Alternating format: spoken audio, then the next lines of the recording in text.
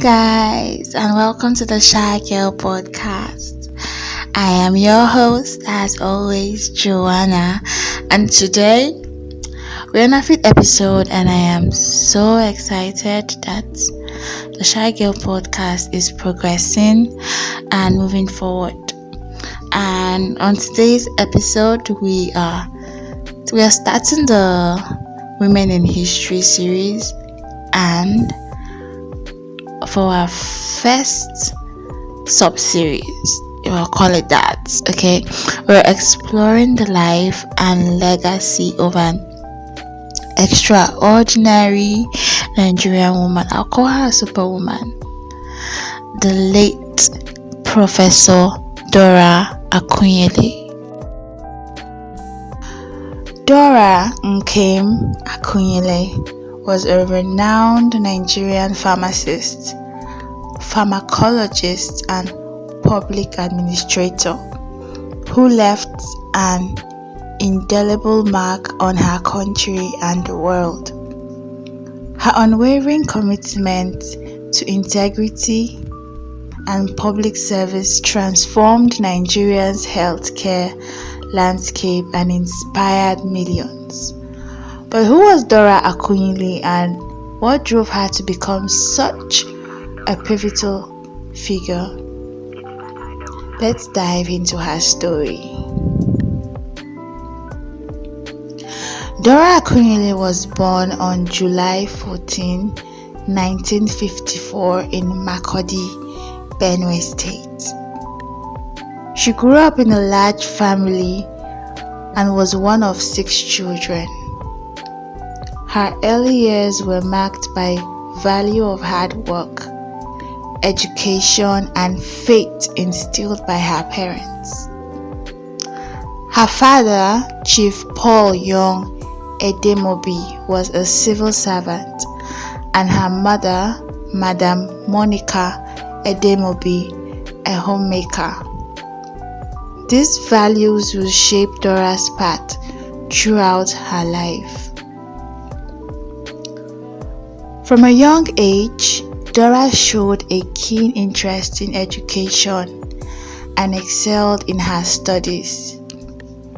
She attended St. Patrick's Primary School in Enugu and then proceeded to Queen of the Rosary Secondary School in Nsukka, where she graduated with distinction. Her academic prowess earned her a scholarship to study pharmacy at the University of Nigeria, Nsukka.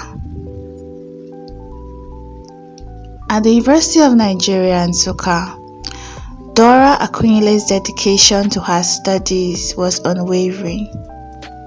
She graduated in 1978 with a Bachelor of Pharmacy degree, and her outstanding performance earned her another scholarship for a master's degree in pharmacology. Well, I'm Professor Dora Akunyili. I'm from a native of Anambra State. I was born to a upper middle class family at Makurdi, and at a very young age I went to live with my grandmother. There I finished my primary school. From there I went to secondary school at KRSS in Nsukka. From there to the University of Nigeria in Nsukka. After my first degree I went through a direct PhD program, then later postdoctoral as a Commonwealth Scholar in the University of London. I came back, I became a senior lecturer thereafter. From being a senior lecturer to going into public life, becoming a caretaker committee member of my local government. Dora's thirst for knowledge didn't stop there. She went on to obtain a PhD in ethnopharmacology in 1985. During her time in academia, Dora's research focused on traditional medicinal practices and the pharmacological properties of African herbs. Her work was not just academic, it was deeply rooted in her desire to improve healthcare for Nigerians by integrating traditional and modern medicine. While Dora's academic achievements were impressive, it was her work in public service that truly set her apart. In 1992, she was appointed as a zonal secretary of the Petroleum Special Trust Fund (PTF) by General Muhammadu Buhari, who was then the chairman of the PTF. Her tenure was marked by transparency and efficiency, traits that would define her career. In the late 90s and early 2000s, Nigeria faced a severe crisis. The country was flooded with counterfeit drugs, a problem that posed a dire threat to public health. Fake medications were everywhere, in pharmacies, markets, and even hospitals. These drugs were often ineffective at best and lethal at worst, causing widespread illness and death. The prevalence of counterfeit drugs was due to several factors: weak regulatory framework, corruption, and a lack of public awareness allowed unscrupulous manufacturers and sellers to thrive. The consequences were devastating. People lost faith in the healthcare system, and preventable diseases continued to claim lives. Amid this crisis, a beacon of hope emerged. In 2001, Professor Dora Akunyili was appointed Director General of the National Agency for Food and Drug Administration and Control, known as NAFDAC. Her appointment marked a turning point in Nigeria's battle against counterfeit drugs. You see, fake drug is such a bad news. It is mass murder. The evil of fake drugs cannot be compared with any. But unfortunately, the world is not giving it enough attention, as evidenced by the fact that as I speak, there is no harmonized definition of counterfeit drug. Every country has their own definition. How can we carry out the fight with that kind of behavior or situation? We expect government and non-government organizations to help regulators, to rally around and know that this fight is not just for regulators, because the counterfeiters are not fighting regulators, they are fighting the people. Professor Akunyili brought a wealth of knowledge and an unyielding determination to her role. She understood the gravity of the situation and was committed to restoring public trust in the healthcare system. Her approach was multifaceted, focusing on tightening regulations, enhancing enforcement, and raising public awareness. One of her first steps was to overhaul NAFDAC's operations. Well, when I came into NAFDAC, first of all, I wanted to succeed. I think that should be number one in any assignment. If you tell yourself you want to succeed, every other thing will follow. Then what made the past administrations not to succeed? We needed to examine it with my wonderful staff. We laid off some staff, yes, but we kept most of the staff because what they needed was training and retraining and reorientation for them to appreciate that this is a special assignment, that it was a special assignment. And we started restructuring, creating more directorates, and very importantly, having zero tolerance to corruption. Because the bane of regulation is corruption. Corruption and, of course, lack of awareness. Because if people know what you're doing, then you get help. If people don't know what you're doing, you can just be collecting money and relaxing. But if you are focused on succeeding and shun people's money, irrespective of whose ox is God, it's not just money that is involved in corruption. When people are your relations, you should not start looking at people as my brothers or sisters or friends. You should be moving like a train in anti-corruption movement. She implemented new drug verification technologies to identify counterfeit drugs and established stricter guidelines for drug registration. Laboratories were upgraded and staff were trained to improve their ability to detect fake drugs. Public education was another cornerstone of her strategy. Professor Akunyili launched widespread campaigns to inform people about the dangers of counterfeit drugs and how to identify them. She used various media platforms to spread her message, ensuring that it reached all corners of the country. Despite these efforts, Professor Akunyili faced significant challenges.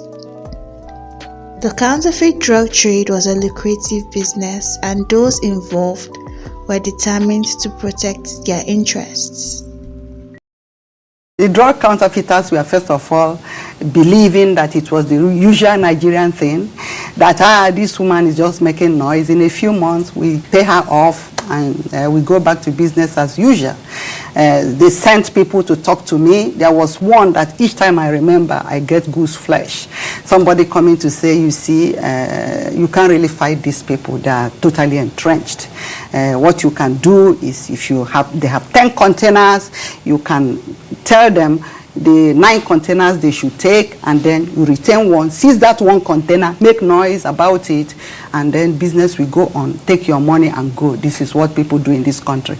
And you see, when I screamed at him, he started saying he was joking.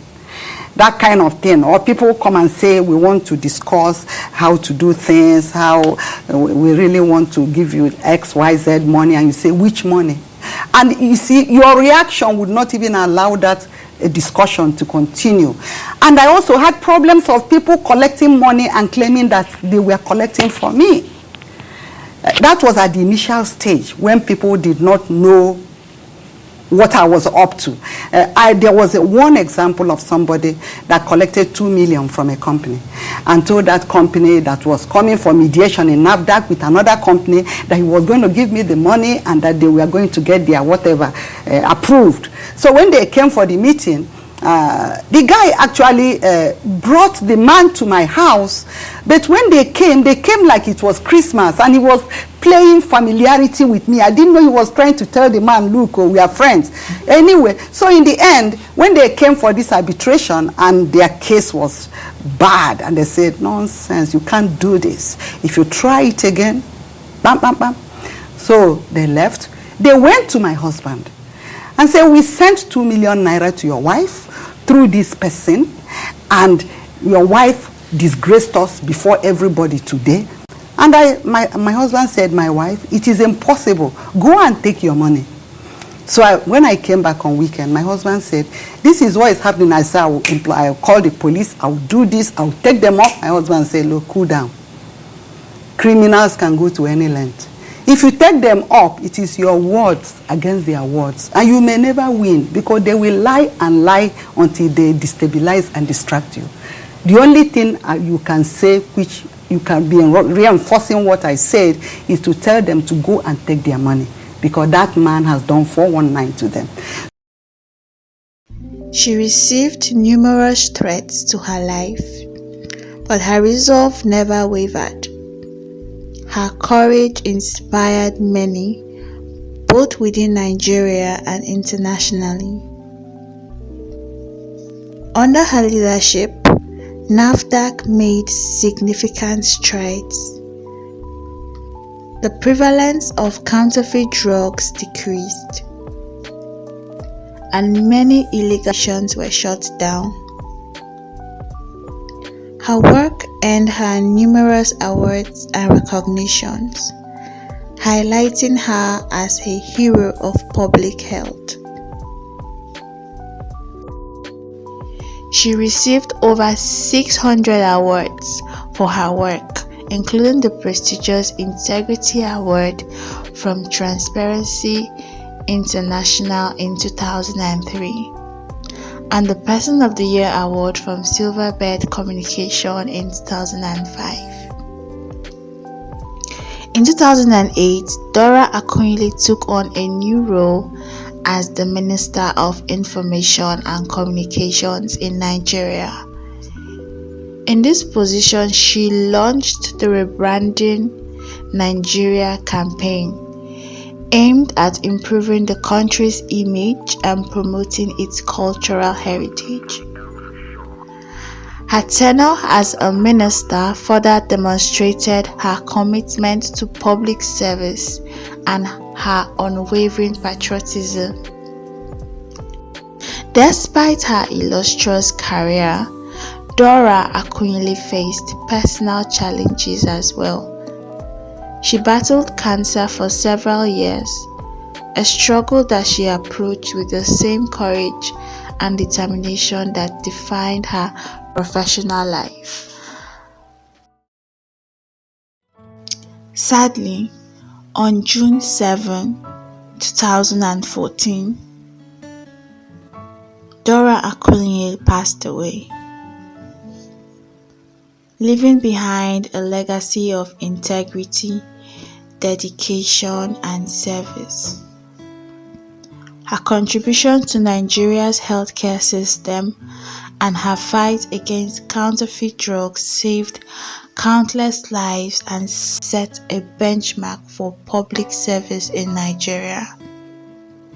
Dora Akunyili's life is a testament to the power of integrity and the impact one individual can make in the face of immense challenges.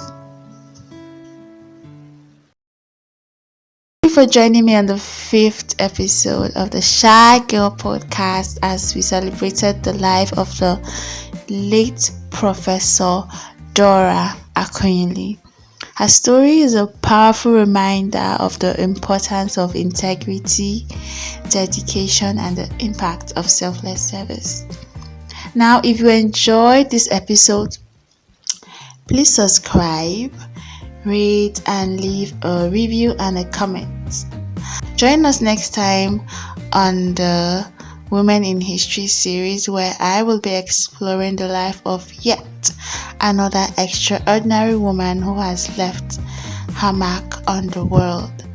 Until then, I am your host, your favorite host, yours truly, Joanna, and this is the Shy Girl podcast, and I will see you next week Friday.